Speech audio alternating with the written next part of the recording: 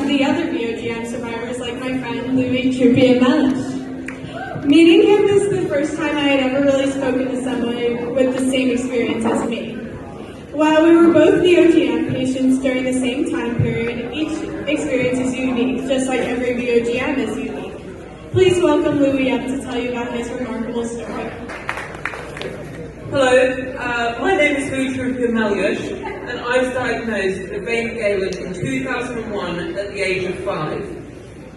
Despite being told multiple times by doctors that I would likely never be cured, my VGM was too complex with so many feeders.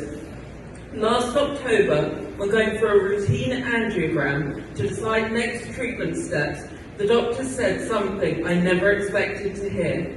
You're effectively cured.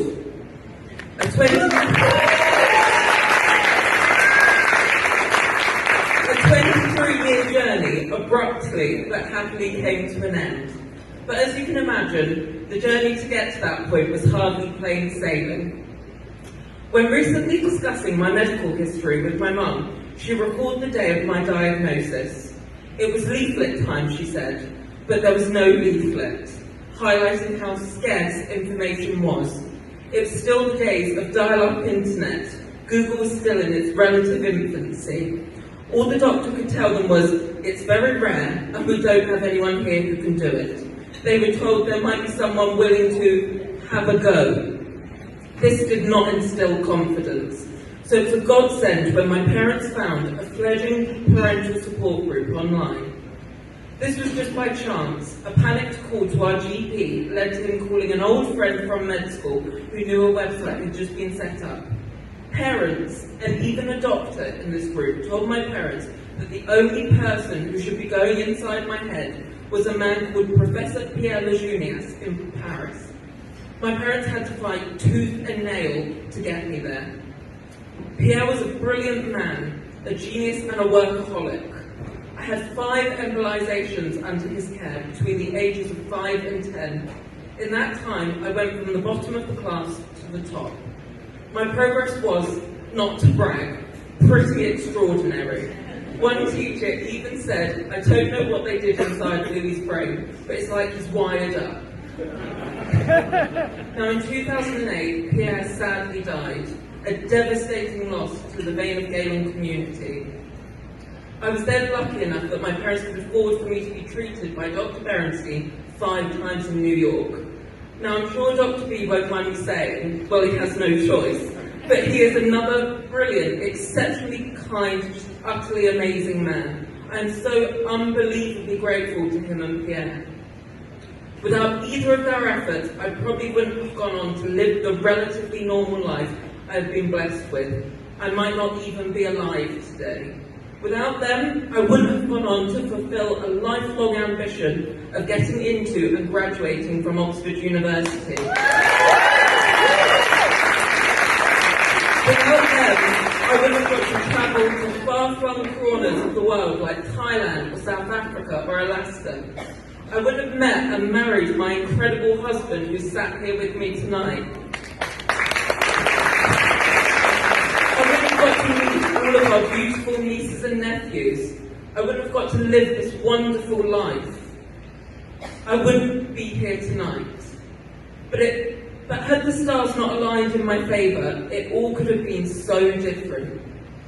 So often we were just connected with the right people at the right place in the right time. And meeting other families at last year's Gala, I was shocked by how similar their stories were to my own. Sheer chance that their child had been born in a hospital in Boston, where Dr. Orbach is based, or in a hospital in South Carolina with other VGM babies. It shouldn't be that way. It shouldn't be down to luck and parents desperately playing detective.